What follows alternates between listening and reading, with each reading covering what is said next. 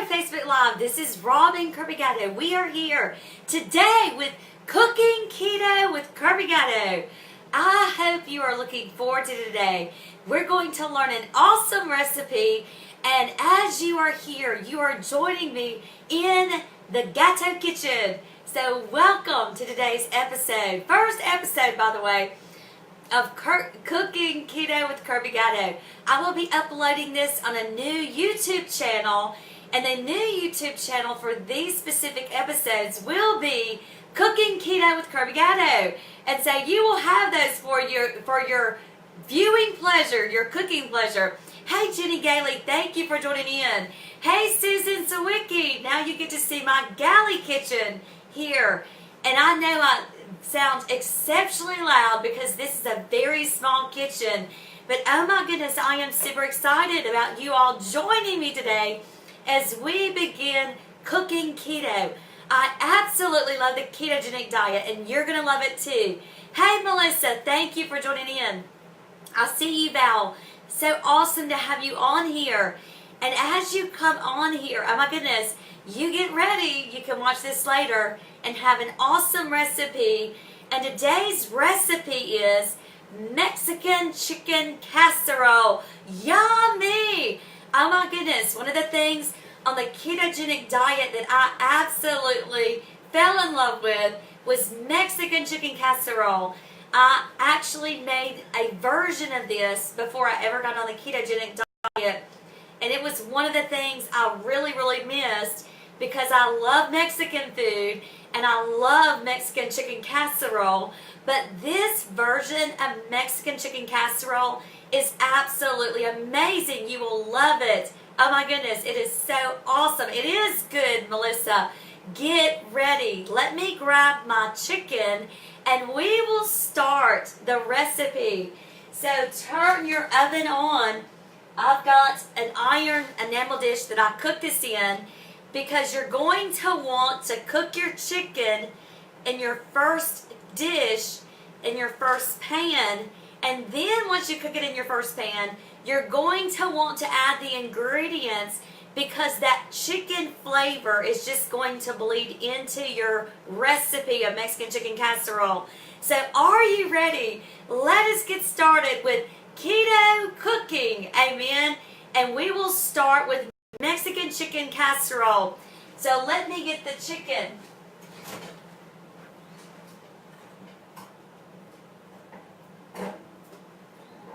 I hope you are all enjoying this, and I will do my best to make this super easy for you guys. But I am actually prepping for my and Rich's dinner tonight, and I usually prep for our dinners most times. We do a meat and 2 vegetables almost every night because the ketogenic diet, you're going to do 75 to 80% fat, you're going to do 15% protein, and the other 5% you're going to do veggies. So this casserole is perfect. I know there's some non-dairy ketogenic people out there. I am big on dairy. I have done non-dairy keto for 2 weeks. It was awesome. My ketones were awesome those 2 weeks when I did not add dairy. That is absolutely up to you. But I am a cheese lover. I love my cheese. I love that cheese, and I love to eat it in many dishes. So today's dish is super cheesy, okay? Just to let you know, it's super cheesy, and it is absolutely one of my favorite dishes. So the first thing that you're going to do is you're going to add your meat, your chicken, and I actually, FYI, I actually have started shopping at Fresh Market here in Birmingham, Alabama. And I also shop at the farmer's market, and believe it or not, it is almost half the price of shopping on Fresh Market on Tuesdays. Why Tuesdays? Because on Tuesdays, Fresh Market has their chicken and their hamburger meat on $2.99 a pound. So I go on Tuesdays to get my chicken from Fresh Market, and I can get enough chicken for the entire week. I actually got 6 different packages of chicken, and those 3 different packages of chicken And those 3 packages of chicken will actually last Rich and I for 6 meals. Is that not amazing? And so all of my meat for 1 week at Fresh Market going on Tuesday was $20 without tax. $20 for all the meat for Rich and I for 1 week. And all of my shopping for 1 week at the farmer's market was about $20. So listen to this, because this sounds absolutely absurd. So all my vegetables at the farmer's market were about $20. I still probably had about $4 of vegetables left from last week, so we'll say $25. And then my meats for all this week were $20. So in total for veggies and meats, it was under $50 for an entire week for Rich and I. Now that's not including oils that we didn't have to buy this week, because we only have to buy our oils, coconut oil once a month and olive oil once every other month. So, oh my goodness, it is absolutely cheaper. Go to your local farmer's market and go to Fresh Market on Tuesdays if you got a Fresh Market. So the pan is hot, and we're going to start. I've already cubed the chicken. You hear that sizzle? That's what you want, because you're going to want your chicken with a little brown color. I've already got the oil in there, and I've got it cooking, and we're going to get this a little brown before we start the rest of the recipe. I'm actually going to pour a little more oil in here, and just to let you know, this is about 1 pound of chicken right here. 1 pound of chicken. And we're going to make a yummy casserole and put it in here. And that's what you're going to cook in the oven. Now I will put a picture afterwards of how it looks like, so you can add it, so you can know how yummy this turns out. And it will be one of your favorite recipes. Let me add just a little bit more oil to this. You're going to super love this. Oh my goodness, if you like Mexican food, you're going to super love this if you like Mexican food. So while I've got this cooking, I'm going to season it with some of my favorite seasonings. So I'm going to season it with garlic, with pepper, and salt. Garlic, pepper, and salt. So here is our pepper, and I just put in pepper to taste. And then I have salt. Himalayan salt is my favorite salt. And salt is so amazing. It is absolutely amazing. Look at this salt. I just put probably a little couple of dashes in there. And then I'm going to also let you see the garlic that I put in there, because that's going to be yummy. Oh my goodness, you're going to love this garlic. I just have Badia garlic salt. It is absolutely a great price on garlic, and you're going to want a lot of garlic on the ketogenic diet. And also, garlic is so good for your heart. So I'm going to add just a little bit of garlic to my chicken, and that is going to be cooking. And while that's cooking, I'm then going to start prepping what's going to go inside of this. So before I finish this chicken, I'm going to do what's called mise en place. Mise en place, and it's actually prep work in French. And so we're going to do some mise en place, and we're going to get our cauliflower in this, because cauliflower is part of the recipe. Yes, I have tried that, Colleen. It is awesome. We go through so much garlic. Oh my goodness. We get garlic, cloves, we get garlic, we bake garlic. I have a garlic pot that I specifically cook garlic in, and it is absolutely yummy. I just absolutely love garlic. Let me turn this up just a little bit, and we're going to put it in this pan later on when we finish. We're going to cook everything in this particular pan once the chicken is cooked, and only in this pan, before I put the chicken in this pan, I'm going to add my cauliflower. Now this recipe, Rich and I love it so much that we can almost eat the entire thing. But I'm giving you a recipe which will be enough for about 3 servings. And when you take in the carbs and you take in everything that I'm going to put into this particular recipe, per person, once there are 3 servings from this recipe, it is under 10 grams of carbs. So it is awesome because I like to stay under 10 grams of carbs for my nighttime meal. Our breakfast is bacon and keto coffee. And then usually I don't eat lunch. Sometimes I eat lunch, but a lot of times I do intermittent fasting during that lunch meal. And then at night, I'm saving my carbs for that evening meal. And I try to stay under 10 carbs per meal. Because once you go over 10 carbs in a meal, then you start looking at the possibility of your blood sugar, your glucose levels going up. And we want to keep those glucose levels low, right? And so one of the things that I do is a litmus test is I try to keep my carbs under 10 grams. Now remember, when you're looking at carbs, you're looking at net carbs. What is that? You take in the carbs that it says that you have, and right under that there will be dietary fibers, and those dietary fibers will be subtracted from your carbs, and that will give you what's called net carbs. So for example, if you have 6 carbs in a serving and you have 2 dietary fibers, then you're going to take that 6 and minus the 2, and you're going to come up with 4, and that is going to be your net carbs.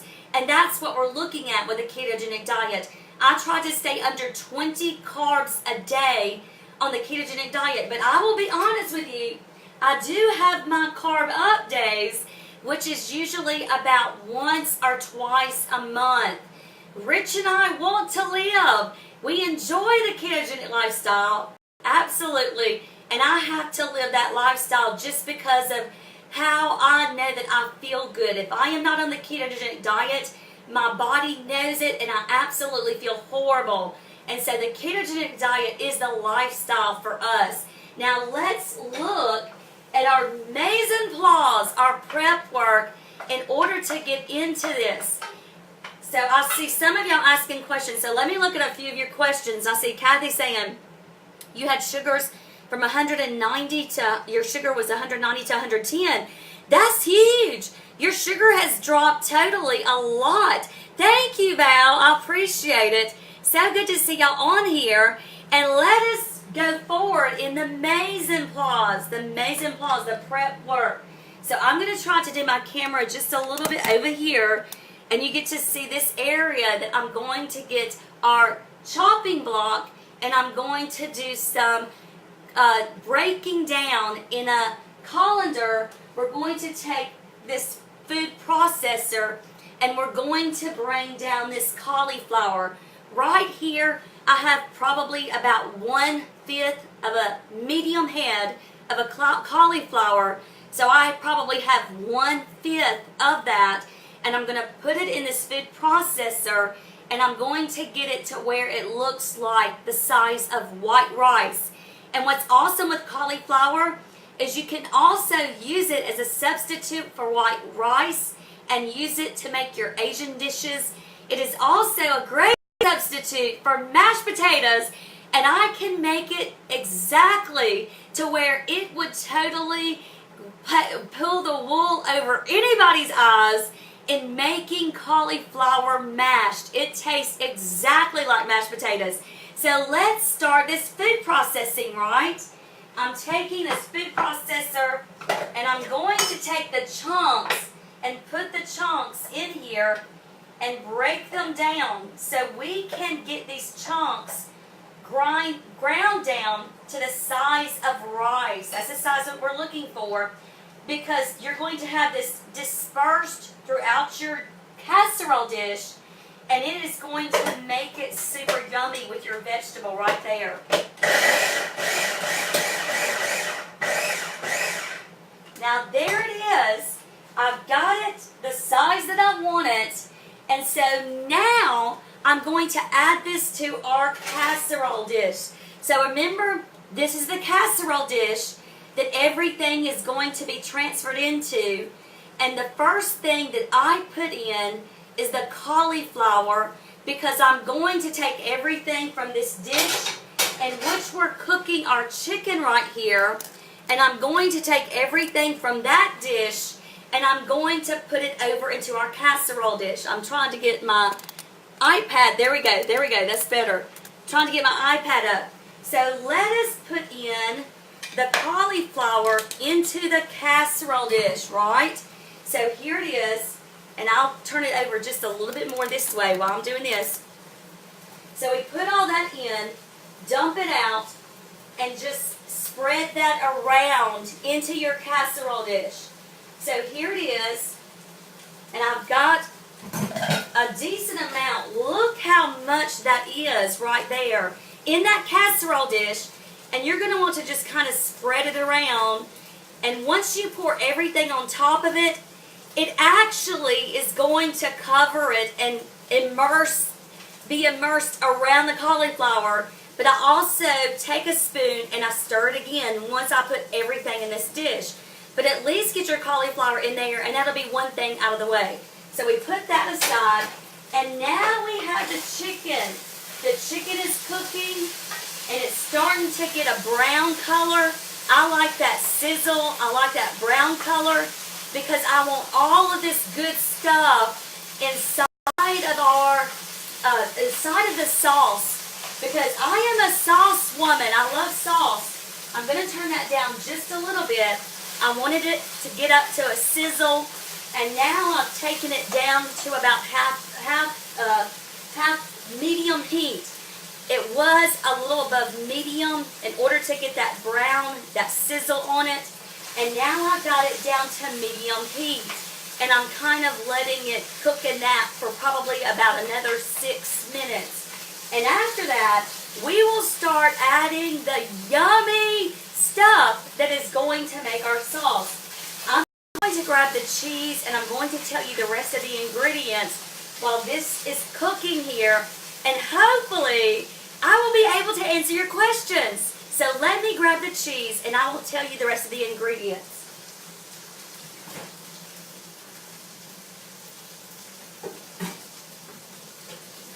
So what are the ingredients to this Mexican chicken casserole? 1 pound of chicken cubed, 1/5 of a head of a cauliflower in a food processor. I get probably about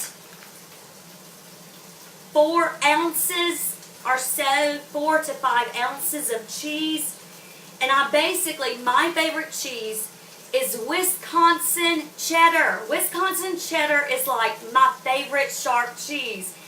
And so I used to take a food grater and I would used to grate the cheese, but that absolutely wore me out.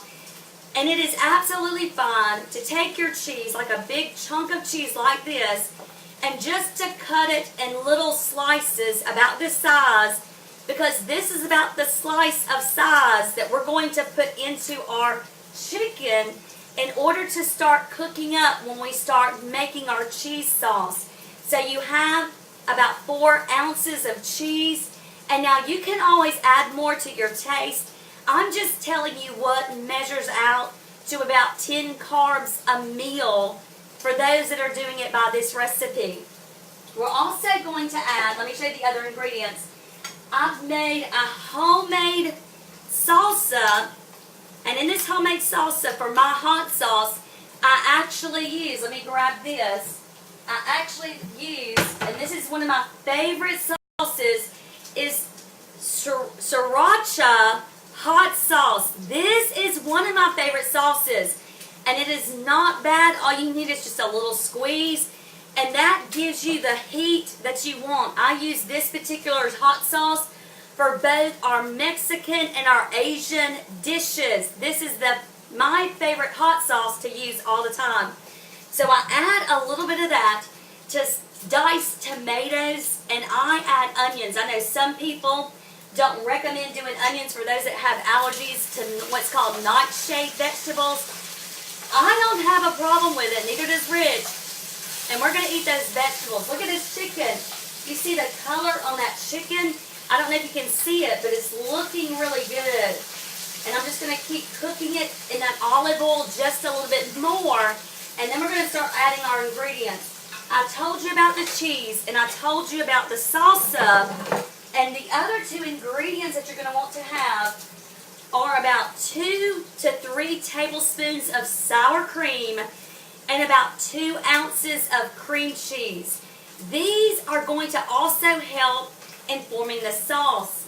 And one other thing is about 2 to 3 tablespoons of heavy whipping cream. So your cream cheese, your sour cream, and your whipping cream are going to be the thing that helps to make your cheese so yummy. So let's go ahead and look, because I think we're about ready for me to start pouring this in. I'm going to actually turn this down. Once it's been on medium heat, you're going to want to turn it down because you don't want to burn your cheese sauce. And you're probably going to want to turn it down to 3. I've got a 3 right now where it's a little above low, and so it's on 3 because I do not want this cheese sauce to burn.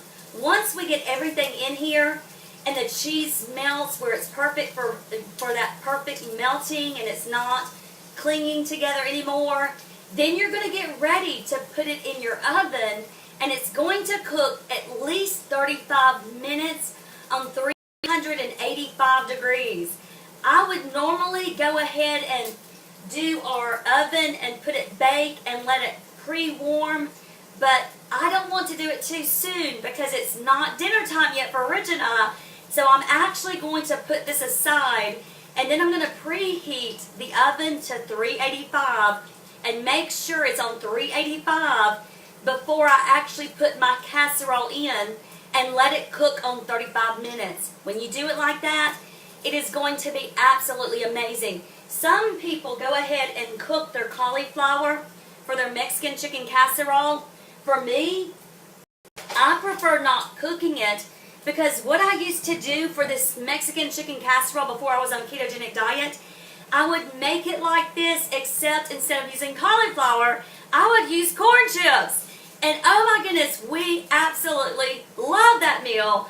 And so when I started ketogenic diet, I wanted to have a little bit of crunch that would make me think about those corn chips that I used to have with the Mexican chicken casserole.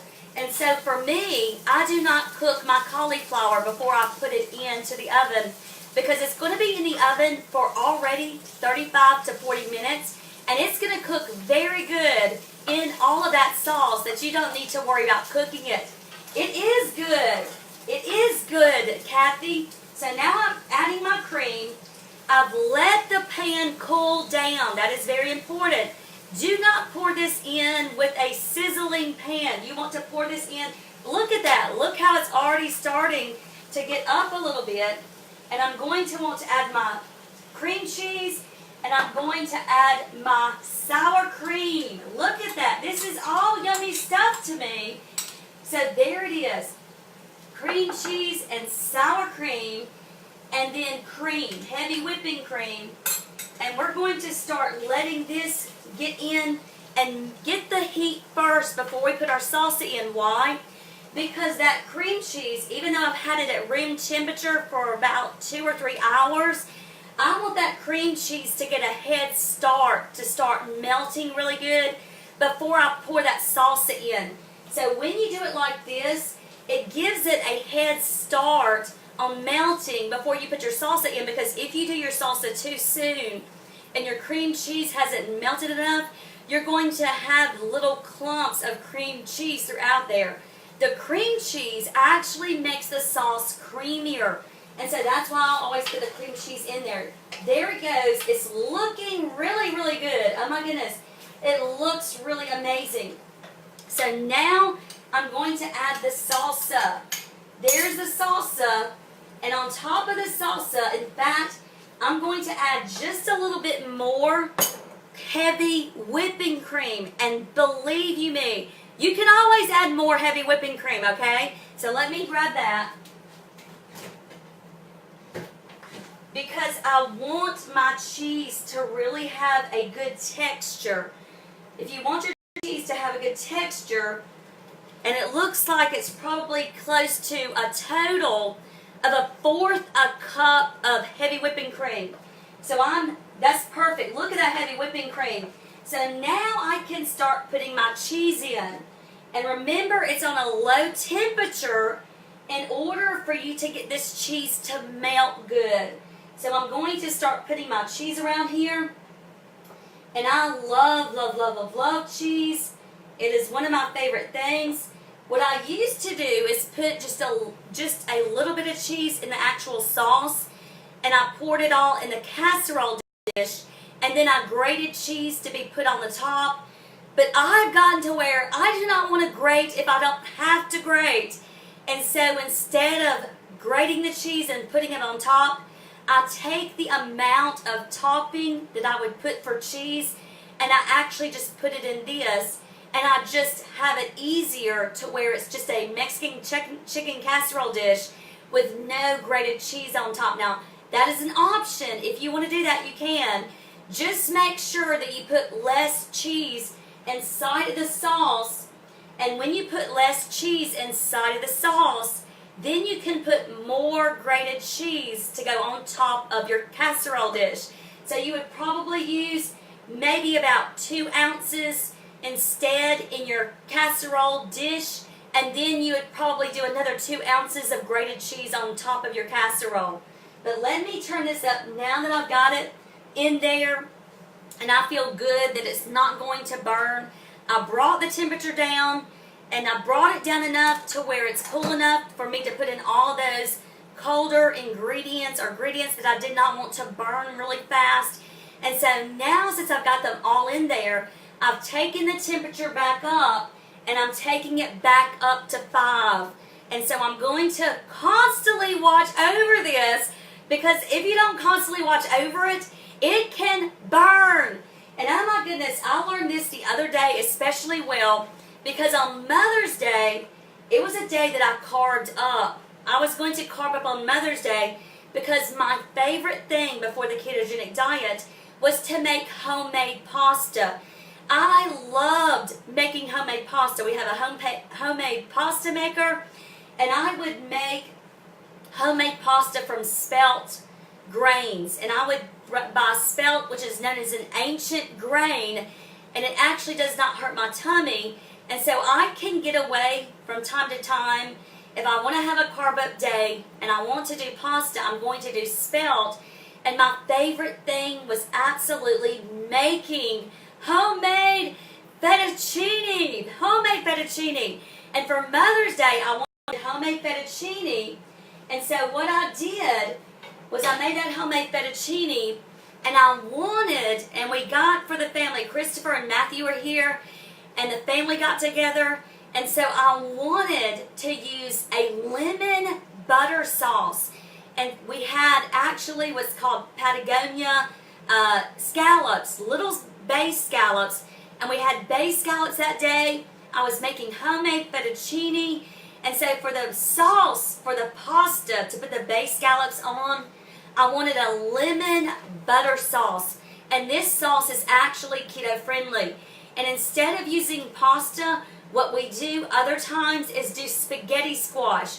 And so until those carb days come again, with me being able to do pasta, spaghetti squash is more than sufficient.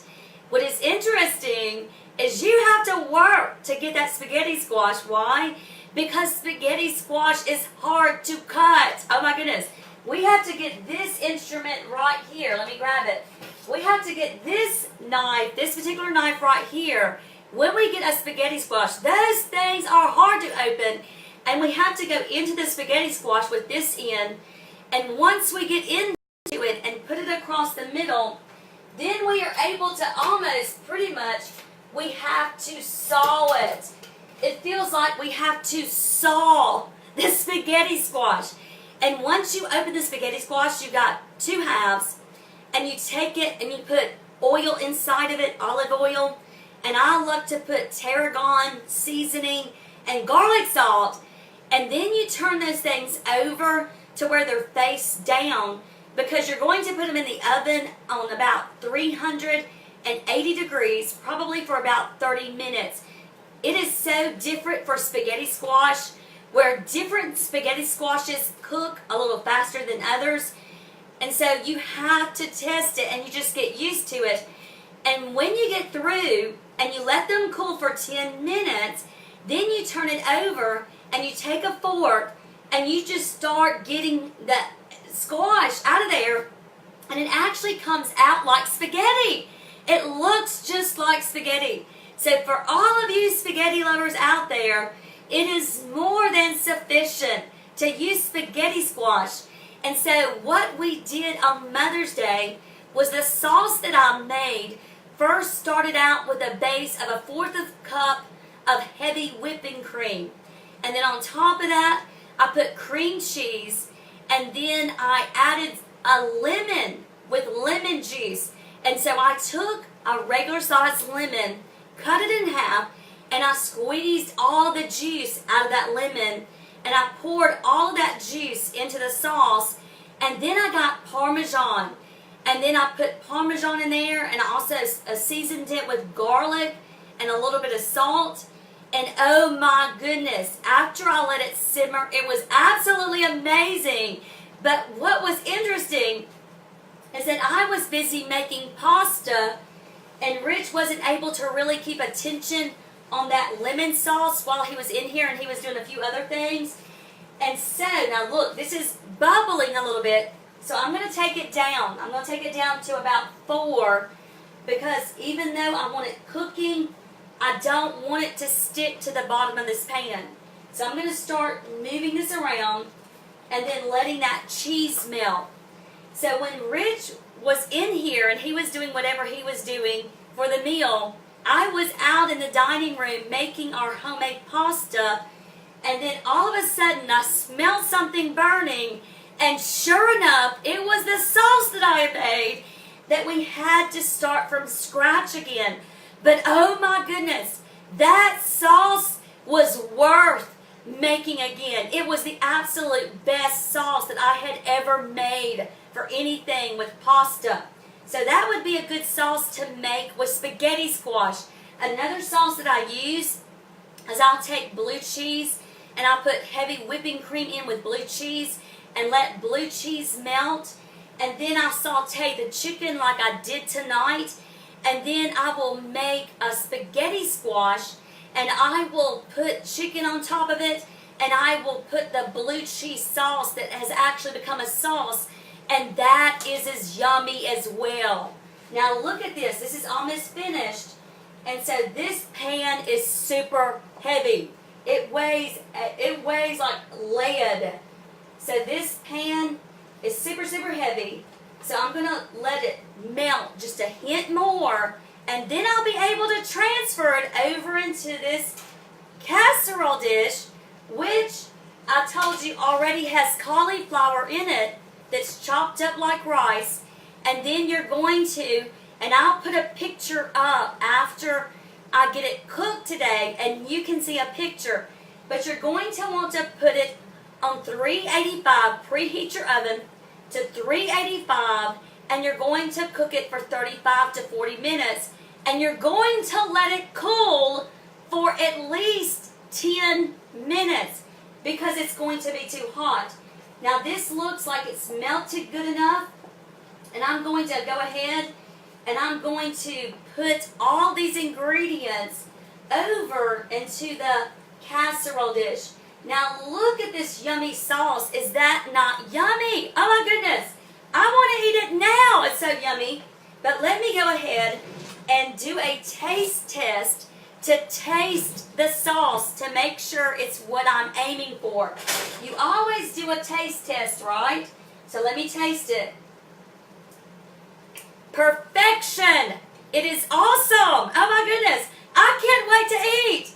That homemade salsa with the sriracha sauce is absolutely amazing. So now I'm going to cut this off. And look, how long have we been on Facebook Live?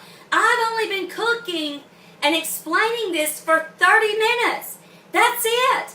You just cook it and you put it in the casserole dish and then you put it in the oven. And so now I'm going to go ahead and get this out of here and pour it in my casserole dish.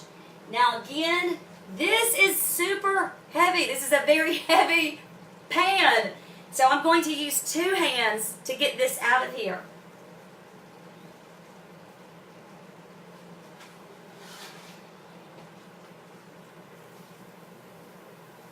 It looks yummy. Oh my goodness.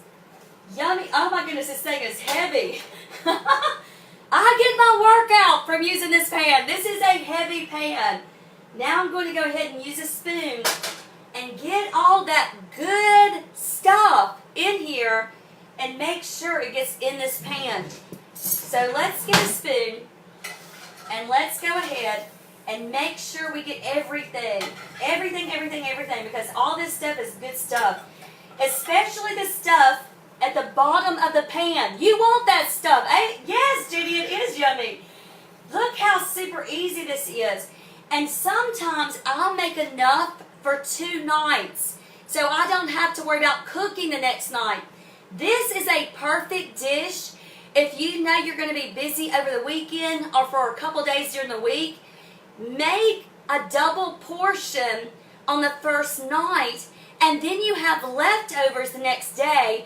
And what's even more awesome is that it left over is actually better. If you want a really good meal, is that not awesome? So here we have all of this good yummy stuff, and now we're putting it in this pan and making sure that everything is in this casserole dish. And now that I've got everything in here, let me turn you over just to here just a little bit. I'm going to go ahead and stir this dish up, and we're going to mix the cauliflower with the sauce and the chicken. And that is it. That is a short video for me.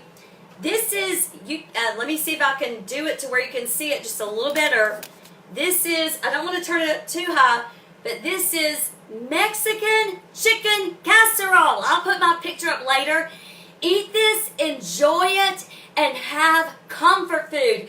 This is one of my comfort food dishes. If you want comfort food, if you're not feeling well, if you've had a bad day, you can put this on and it will be a yummy comfort food dish for you and your family.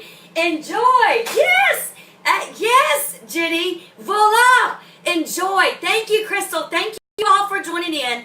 And again, this will be on my new YouTube channel of Cooking Keto with Kirby-Gatto. I'll see you later. Maybe next week. Bye-bye.